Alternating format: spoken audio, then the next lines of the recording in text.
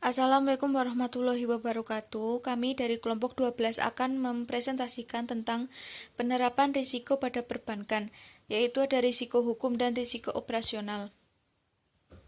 Kelompok kami terdiri dari saya sendiri Hanifah NPM 1801010084.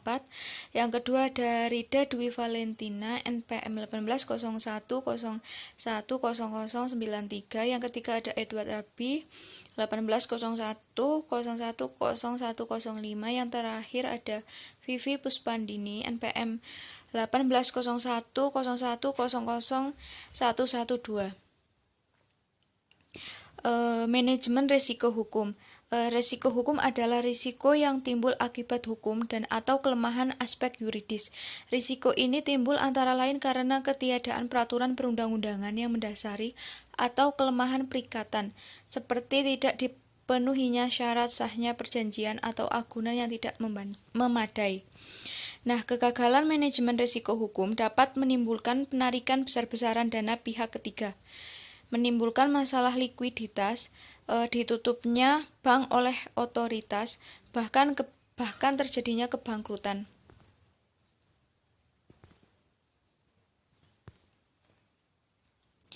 Selanjutnya ada profil risiko hukum. Yang pertama ada faktor litigasi. Dengan modal bank, besarnya gugatan nominal yang diajukan atau kerugian yang mungkin terjadi oleh bank akibat dari gugatan tersebut dibandingkan.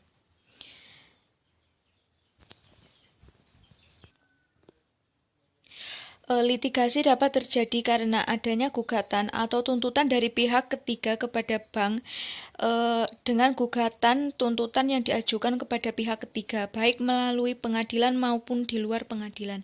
Yang kedua ada faktor kelemahan perikatan, yaitu tidak terpenuhinya syarat sahnya perjanjian, ada kelenahan klausa perjanjian dan tidak terpenuhinya persyaratan yang telah disepakati.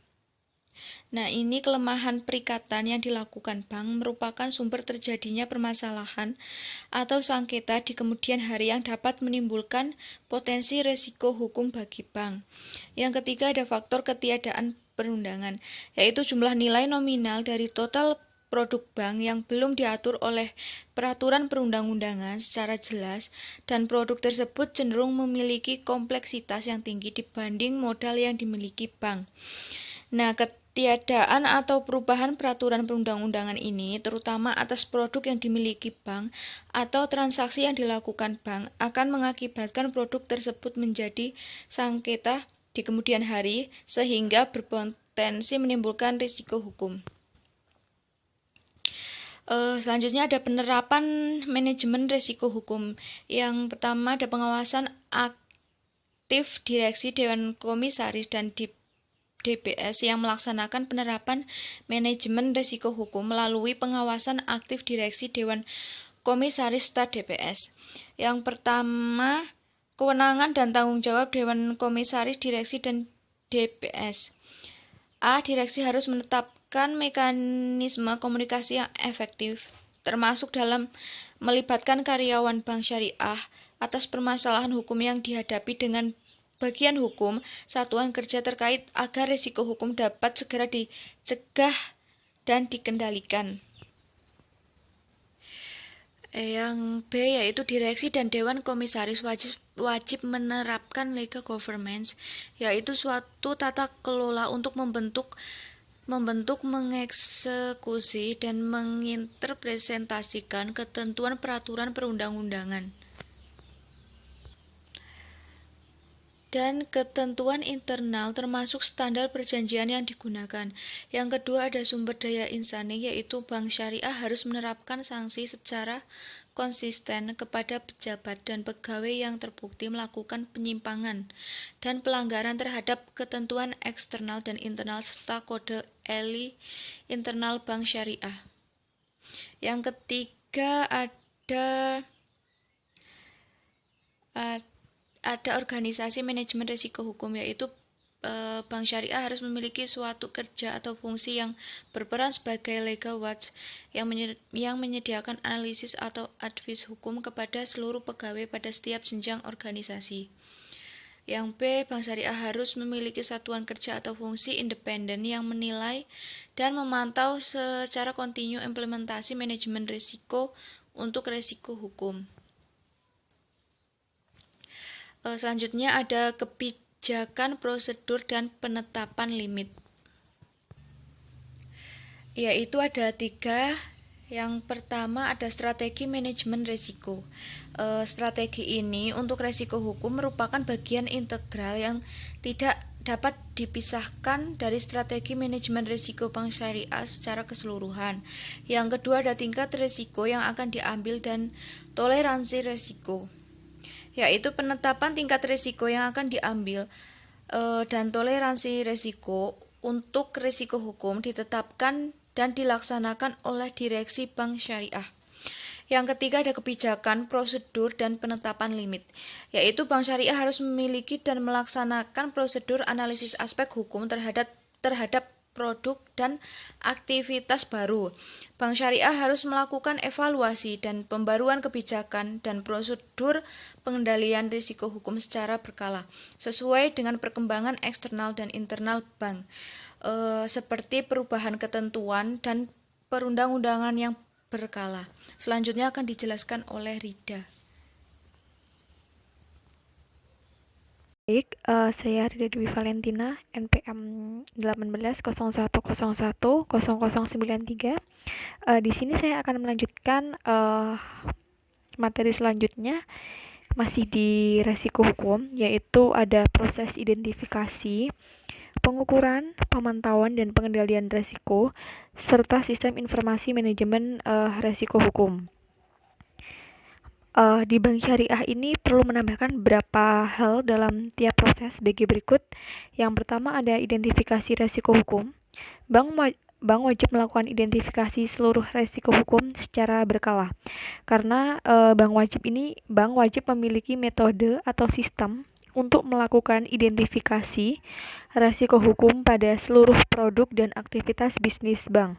Nah, proses identifikasi resiko hukum ini dilakukan dengan menganalisis sumber resiko, termasuk resiko dari produk dan juga aktivitas bank, serta memastikan bahwa resiko dari produk dan aktivitas baru telah melalui proses manajemen resiko yang layak sebelum diperkenalkan atau dijalankan. Kemudian yang kedua ada pengukuran resiko hukum, yaitu bank syariah harus memiliki metode pengukuran resiko untuk resiko hukum yang memadai dan juga terintegrasi dengan kerangka manajemen resiko bank syariah, baik dengan menggunakan pendekatan kuantitatif maupun kualitatif. Kemudian yang ketiga ada pemantauan resiko hukum. Ini dapat dilakukan dengan melakukan evaluasi terhadap eksposur resiko dan juga penyempurnaan proses pelaporan jika terdapat perubahan dalam kegiatan usaha, produk, transaksi, faktor resiko, teknologi informasi, dan juga sistem informasi manajemen resiko yang bersifat material. Kemudian yang keempat, ini ada pengendalian resiko hukum, yaitu satuan kerja atau fungsi yang membawahi bidang hukum harus melakukan tinjauan atau review secara berkala terhadap kontrak dan perjanjian antara bank syariah dengan pihak lain. Nah, dalam pengendalian resiko hukum ini diantaranya mencakup penilaian kembali terhadap efektivitas proses pemaksaan guna mengecek validasi hak dalam kontrak dan perjanjian. Kemudian ada sistem informasi manajemen resiko hukum. Di sini bank syariah harus mencatat dan mendokumentasikan setiap kejadian, termasuk juga proses litigasi yang terkait dengan resiko hukum, beserta jumlah potensi kerugian yang disebabkan oleh kejadian tersebut.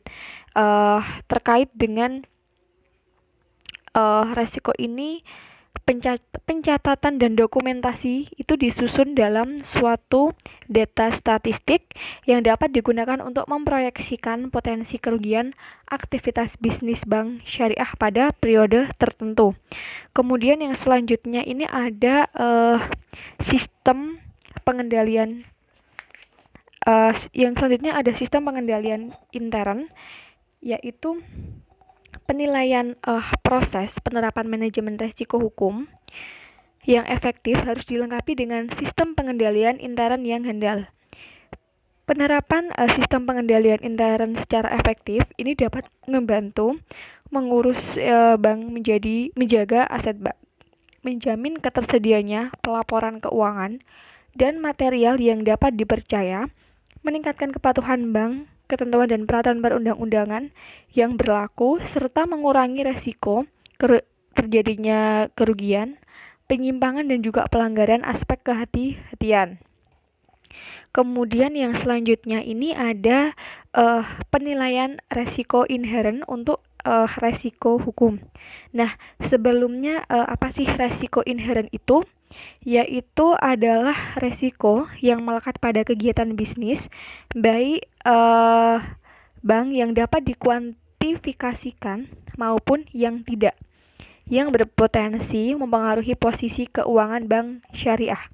Penilaian resiko inheren ini dalam resiko hukum dilakukan per posisi dan tren selama 12 bulan terakhir untuk parameter yang bersifat kuantitatif dengan memperhatikan peringkat ada low to moderate, ada moderate dan moderate to high dan juga high. Nah, di low ini yaitu dengan mempertimbangkan aktivitas bisnis yang dilakukan oleh bank, kemungkinan kerugian yang dihadapi bank dan resiko hukum tergolong sangat rendah selama periode waktu tertentu di masa datang.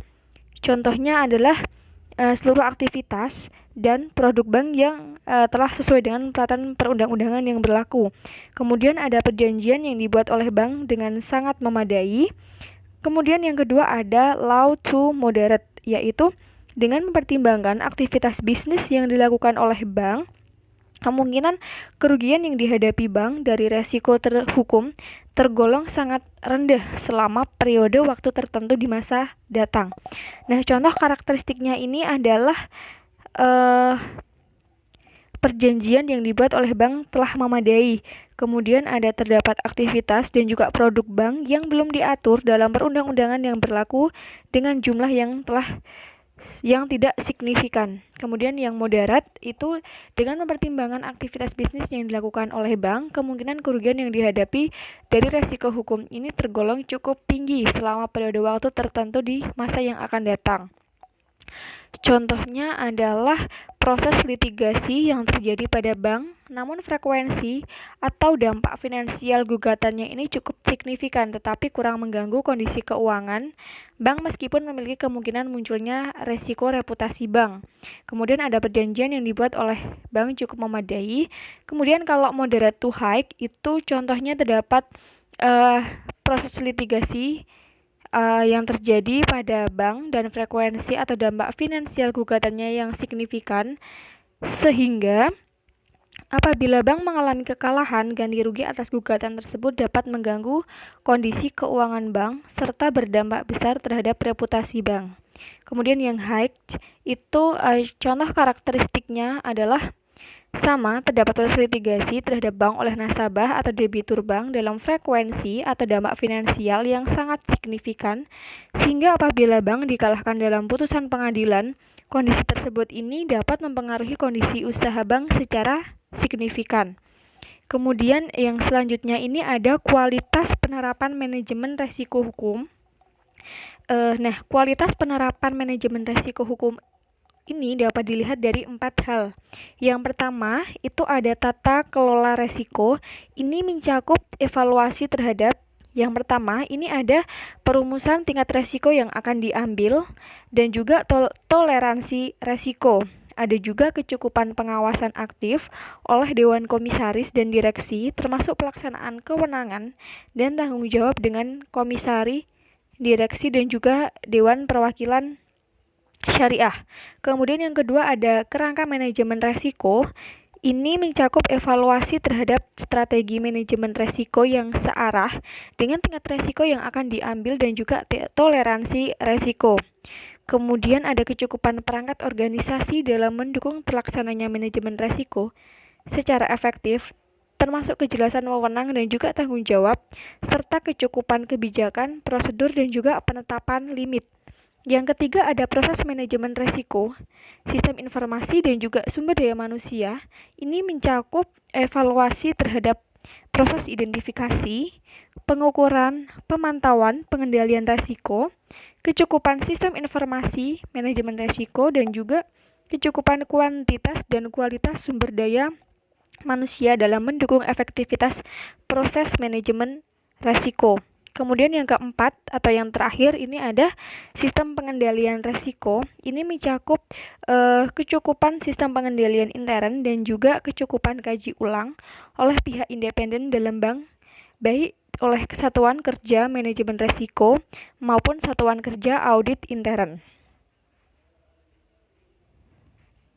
Assalamualaikum warahmatullahi wabarakatuh. Nama saya Edward Abi Keswara, NPM 18010105.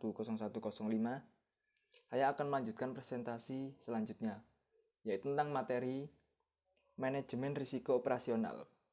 Risiko operasional adalah risiko kerugian yang diakibatkan oleh proses internal yang kurang memadai, kegagalan proses internal, kesalahan manusia, kegagalan sistem, atau kejadian eksternal yang mempengaruhi operasional bank. Sumber-sumber risiko tersebut dapat menyebabkan berbagai kejadian yang berdampak negatif terhadap operasional bank, sehingga munculnya jenis-jenis kejadian risiko operasional merupakan salah satu ukuran keberhasilan atau kegagalan manajemen risiko untuk risiko operasional.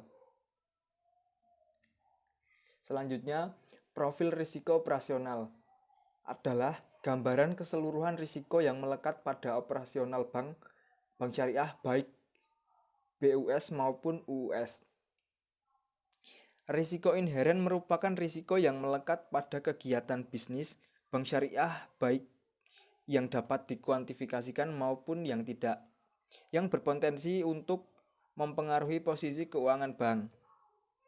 Parameter yang digunakan untuk menilai risiko inheren atas risiko operasional adalah yang pertama, karakteristik dan kompleksitas bisnis. Adalah skala usaha dan struktur organisasi bank, outsourcing, corporate action, pengembangan bisnis baru, dan lain-lain. Tingginya kompleksitas bisnis dan tingkat keragaman produk bank akan menimbulkan kerumitan yang variasi proses kerja baik secara manual maupun otomasi sehingga berpotensi menimbulkan terjadinya gangguan atau kerugian operasional. Yang kedua, sumber daya insani. Parameternya adalah penerapan manajemen risiko sumber daya insani. Kegagalan karena faktor manusia. Manajemen sumber daya insani yang tidak efektif dapat mengakibatkan potensi timbulnya gangguan atau kerugian operasional bank. Yang ketiga ada teknologi informasi dan infrastruktur pendukung. Parameternya adalah kompleksitas teknologi informasi, perubahan sistem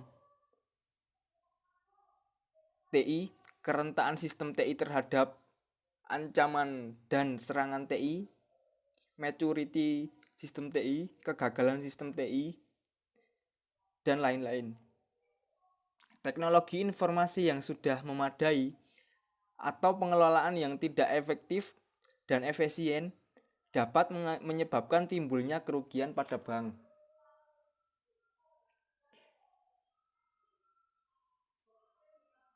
Yang keempat ada fraud.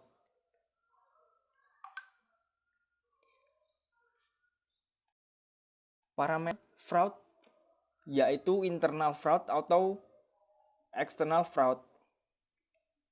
Penilaian fraud dilakukan terhadap frekuensi materialitas fraud yang telah terjadi pada periode penilaian sebelumnya, termasuk potensi fraud yang dapat timbul dari kelemahan pada aspek bisnis, SDI, teknologi informasi, dan kejadian eksternal.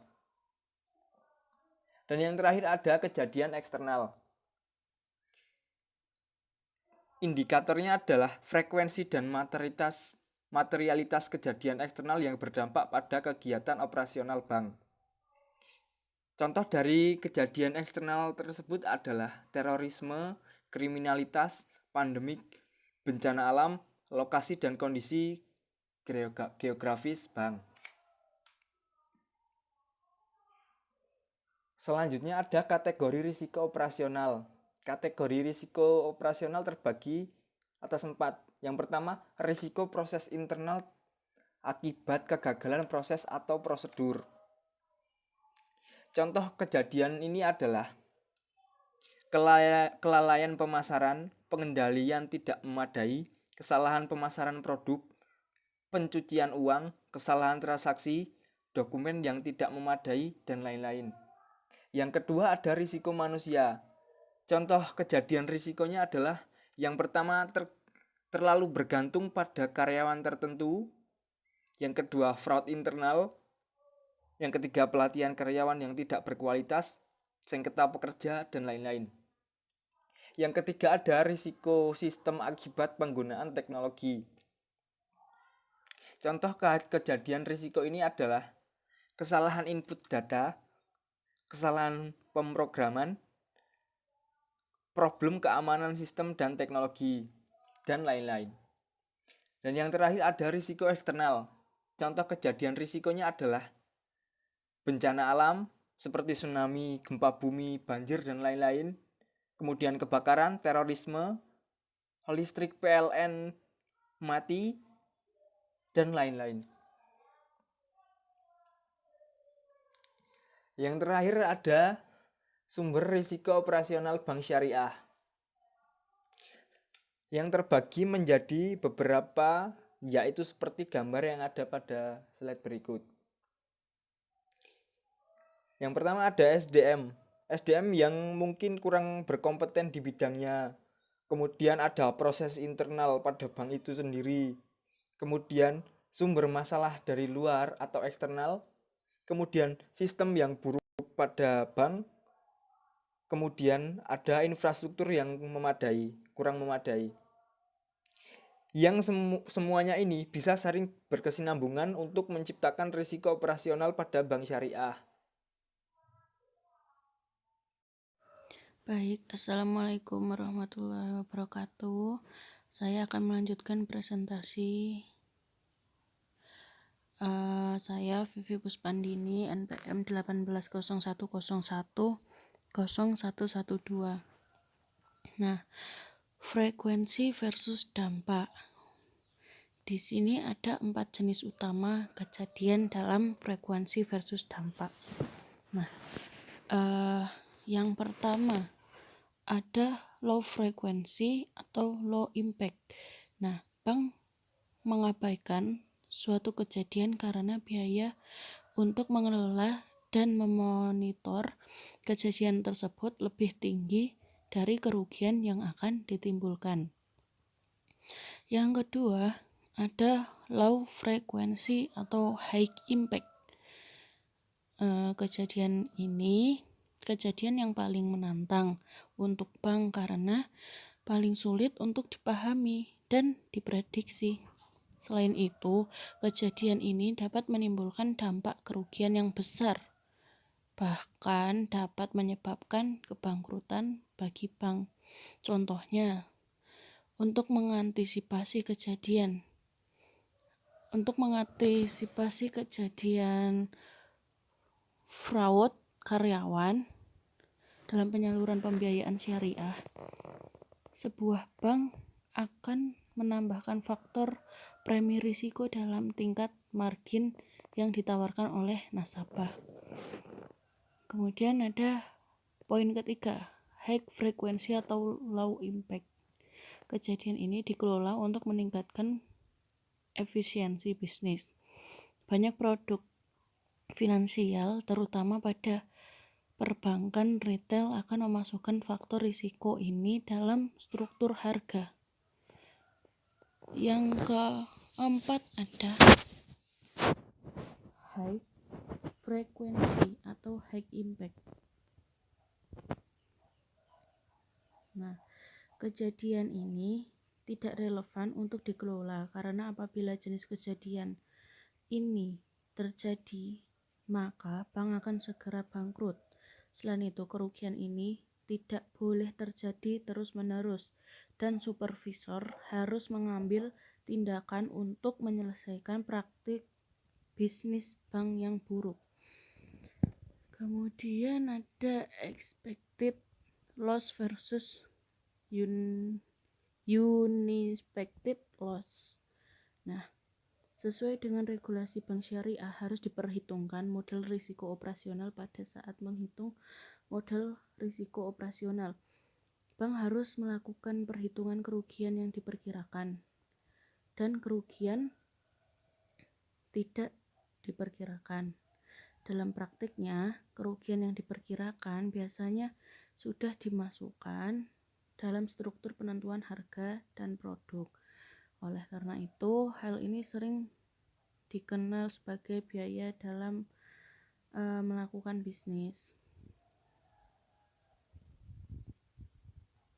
Kemudian ada identifikasi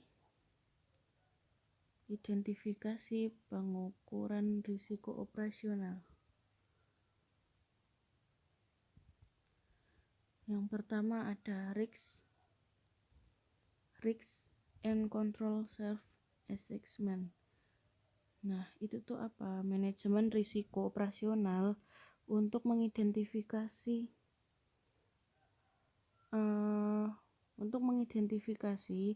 mengukur risiko operasional yang bersifat kualitatif dan produktif dengan menggunakan dimensi dan kemungkinan terjadi. Di sini ada manfaat atau kegunaan melihat kondisi risiko perusahaan di masa yang akan datang. Yang penilaian pada metode ini menggunakan daftar cek yang berisi butir pertanyaan tentang evaluasi risiko yang mencangkup kemungkinan kejadian, besar dampaknya, tingkat aktivitasnya, efektivitas. Nah, seperti itu. Kemudian key risk indicator biasanya digunakan untuk mengidentifikasi, menganalisis risiko sejak dini. Turunnya indikator tingkat risiko dalam rangka pengendalian risiko operasional pada setiap aktivitas. Manfaat key risk indicator ini adalah dapat memantau dan memprediksi eksposur risiko operasional, mengidentifikasi profil risiko operasional, dan memberikan masukan kepada audit intern dalam penyusun perencanaan. Key risk indicator menunjukkan peningkatan tingkat risiko atau penurunan efektivitas pengendalian yang meningkat jumlah insiden. Kemudian ada loss event database. Nah, loss event database ini alat manajemen risiko operasional yang dipakai untuk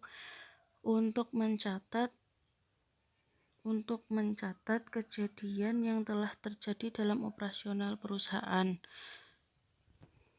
Gitu ya. Terus pendekatan indikator dasar. Untuk mengetahui risiko operasional dengan menggunakan pendekatan indikator dasar, perlu diketahui terlebih dahulu nilai aktiva ketimbang nilai resiko.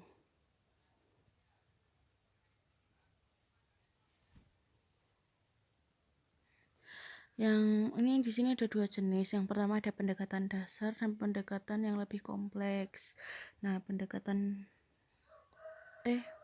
standar ya maksud saya. Nah, pendekatan standar itu pendekatan lini bisnis dibagi dalam 8 area dalam menggunakan pendapatan kotor sebagai indikator usaha. Pendekatan standar menghubungkan besarnya kegiatan usaha pada lini usaha tertentu dengan tingkat risiko operasional terkait. Jika pendapatan kotor negatif, maka pendapatan kotor tersebut tetap dimasukkan dalam menghitungan, namun angka negatif diganti angka 0. Menggunakan pendapatan kotor lini, usaha pada pendekatan standar tidak secara langsung mengaitkan regulator kapital dengan risiko yang menunjukkan risiko.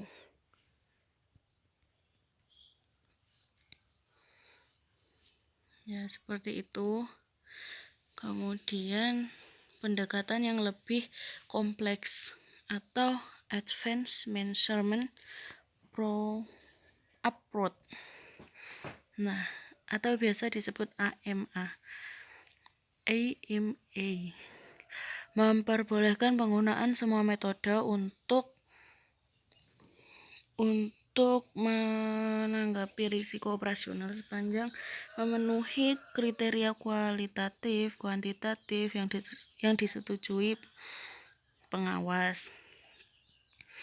Nah, beberapa risiko operasional yang akan menjadi sumber risiko utama risiko operasional di masa depan adalah fraud, teknologi informasi, dan outsource atau alih daya yang untuk selanjutnya akan dibahas pada bab berikutnya.